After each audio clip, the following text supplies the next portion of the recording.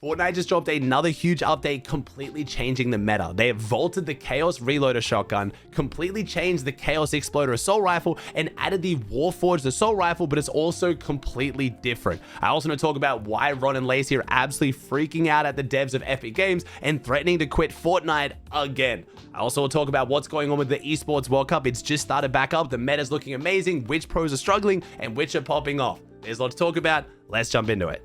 Fortnite finally did it. They vaulted the Chaos Reloader shotgun. Now, I don't actually know how many people are going to be happy about this in the comments, how many people are going to be sad. This shotgun did divide people a little bit. I know most of the pros and a lot of the sweats are going to be quite happy about this because the striker pump is extremely strong right now. It's a really quick pull out time. It's ridiculously high headshot damage. It is a very powerful shotgun, but the Chaos Reloader was just always like basically a guaranteed 100 to 150 shot, especially in endgame. If you're on late rotating zones when everyone's not 100, having the Chaos Reloader shotgun just felt insane. Obviously, being able to throw it in the back pocket, spray walls, keep pressure, pull it back out, and shoot again is also very solid. But there was a lot of players and some pros who did really like this shotgun and like the playstyle, especially, I imagine, casuals. If your aim's not the best, you probably got used to actually dealing solid damage with a shotgun because the Chaos Reloader, as we all know, just does ridiculous body shot damage. It is designed to like reward not having the best aim, which is why pros didn't really like it. But it was only a one-shot shotgun, so it kind of had to trade off. Like,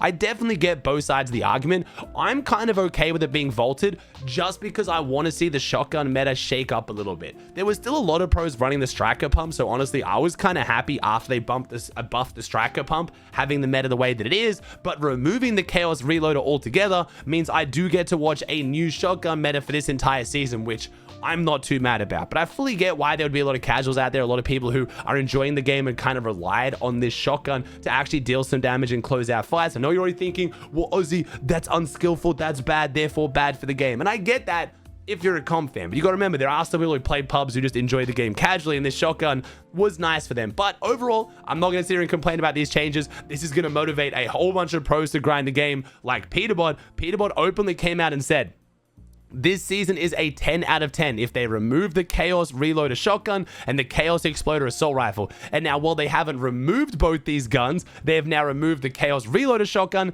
and then heavily nerfed the Chaos Exploder assault rifle.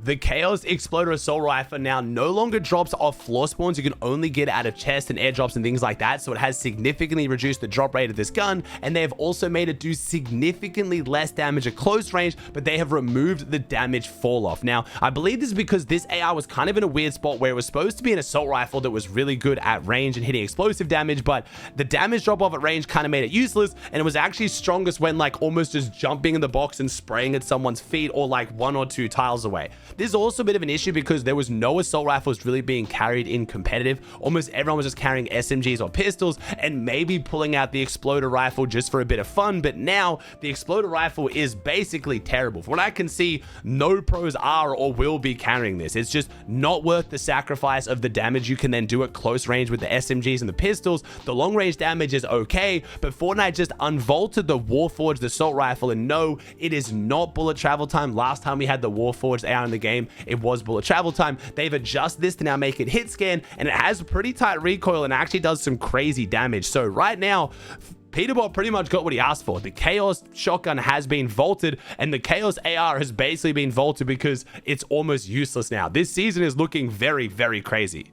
Like I said, the Chaos shotgun wasn't as agreed upon as a bad gun for the game, but almost everyone I know at least hated the Chaos Exploder rifle. So I think at this point, Fortnite is absolutely cooking with these updates. I'm really interested to see how the Warforged AR changes the meta. I was expecting to see the Burst AR picked up a little bit more in the Div Cup finals, which are taking place today, only because for long range surge damage, the SMG is not really it. The pistol's okay, but we know a lot of pros want to run assault rifles and get like 100, 200 early damage as quick as possible. So I kind of was expecting the Burst AR to be the weapon of choice. And honestly, I think the Burst AR is actually pretty good. It's one of the best Burst ARs I've used. I always suck with burst weapons, and this one actually feels good to me. maybe that's the problem. Maybe it just doesn't feel like a normal burst weapon for people using it. I don't know, but I was expecting to see it picked up in finals, but maybe the Warforged AR might steal the show. But players are gonna have to jump into this Div Cup finals with not really any tournament to practice with this update, so I guess they'll be figuring it out as we figure it out.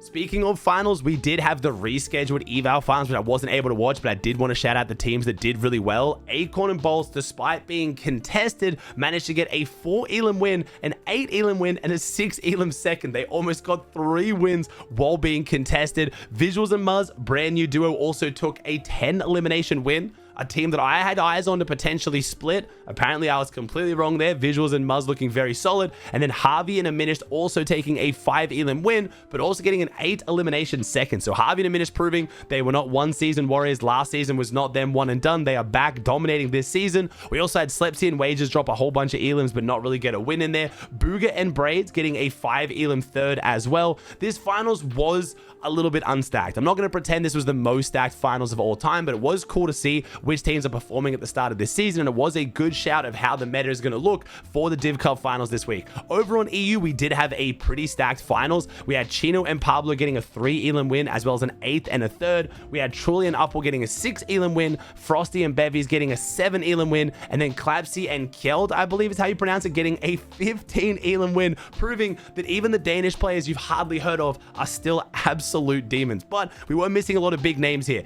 Dam and Damus unable to get a win, but they got a 5th, 3rd, and 5th, doing very well. Hari and Cammy getting a 6th, Sky and Scroll getting 2 7s. We had Nebs and Nathan getting 1 placement inside the top 10. So this lobby looking a lot harder on EU, and we had teams like Focus and Thomas not even able to get a single top 10. Shark and Teeny got back-to-back seconds as well as an 8th place. So a lot of the big names you'd expect doing well. Acorn and Peterbot unfortunately not able to find their win either, not able to hold it down for NA. They managed to get a 12th, 33rd, 49th, and 44th. But hey, they made finals. Good showing all around.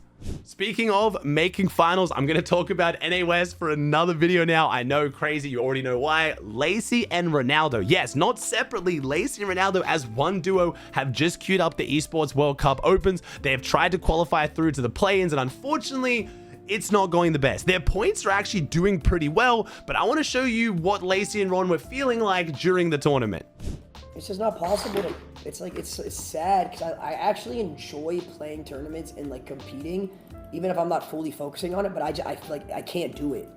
I literally can't. I can't. I enjoy it so much, but like we have the same kids the entire tournament for the last hour and a half. They're just following us around, keying us in Storm the whole tournament. I've reported them 4 times and they're not banned. Like, yeah, how does Epic Games not have a system in place where if a team kills someone 4 games in a row and they get reported 4 times, they don't get banned? How is there not a system? You can imagine just from that clip how things went. They did pretty much spend the entire 2 hours getting stream sniped over and over again by the same teams. Now, it's worth pointing out, Lacy and Ron did not have a delay on. I'm not really sure what they're expecting, but I still understand the frustration. I have been in this similar situation. I probably wasn't as harsh as Lacy and Ron, but I've definitely found myself many times on stream being extremely frustrated with Fortnite's response to stream snipers. And I know the comments are going to be, there's nothing you can do about it. Streamers are so lucky. It's your own fault. The whole conversation around stream sniping is just exhausting, and I'm honestly kind of bored of it. I've been having the same conversation for years. I would love Fortnite to step up their efforts when it comes to streamers, especially big streamers returning to the game, really boosting up viewership, bringing in eyes on the game. I would love to see someone maybe potentially having, you know, the ability for these players to reach out and have like a faster report system where someone can actually look at it. Ron and Lacy literally died to the same team over and over and over again, who would then leave the game as soon as they died, queued back up again, would queue snipe them over and over and over again. Like, just, there is no way it could potentially be, you know, a coincidence at this point, and Fortnite probably should do something, because if Ron and Lacy stop playing the game, it is going to lose a lot of eyes on the game. And I don't obviously love, you know, big streamers getting preferential treatment because, like, you know, where's the cutoff? But I honestly think Fortnite should have a better system for all streamers, small and big. I just think stream sniping is a bigger issue in Fortnite than what Epic believes, because it unfortunately keeps away big creators like this that could bring so many more new eyes and players to the game. I really do think it has a bigger impact than the average player thinks. Like when you're watching this video and you're hearing Lacy and Ron complain, you think it doesn't affect me. They're just rich crybabies. You have the dream job. Shut up. And I definitely understand that. I get that. As a streamer, obviously I am more biased here, but I just can imagine the world Fortnite would be in if stream sniping magically didn't exist. How many huge streamers would play the game for fun, for content, run tournaments? They would jump on and check out the new season, all that awesome stuff that could have this game doing so much better. And I know there is nothing Fortnite can ever do to completely stop stream snipers. Kids are just weird. It is what it is, but I think it's fair to say they can be doing a lot more than they currently are doing. Overall, Ron and Lacy didn't actually end up doing that terrible. They got around 300 points at the end of the 2.5 hours, when to be on pace for qualification, they only need around 330. So despite all the frustration, the fact they were getting stream sniped the whole time, they didn't even end up doing that poorly. And if they do queue up day 2, they might qualify. Now, Ron said at the end of it, he's never doing that again. He's not going to queue up. He's not going to play, but we've heard that before. We'll see whether Ron and Lacy decide to play day 2. You're probably confused. Yo, why did Lacy just not play with Ark? Lacy was actually supposed to be in Chicago. He was supposed to be at a concert. There was unfortunate weather circumstances that meant Ron and Lacy weren't able to go, so it ended up freeing up their schedule, and Lacy decided to play it with Ron. Ark ended up queuing it up with Minute, and I think Ark could actually take the LAN spot. There is only one LAN spot on NA West from the finals, and I think Ark could potentially secure it. So Lacy said, look, even though my schedule's changed, I'm still probably not going to be able to play day 2, or I might not be able to play future rounds. You play it with someone else, play with a pro, and try to qualify. So that's what Ark's doing.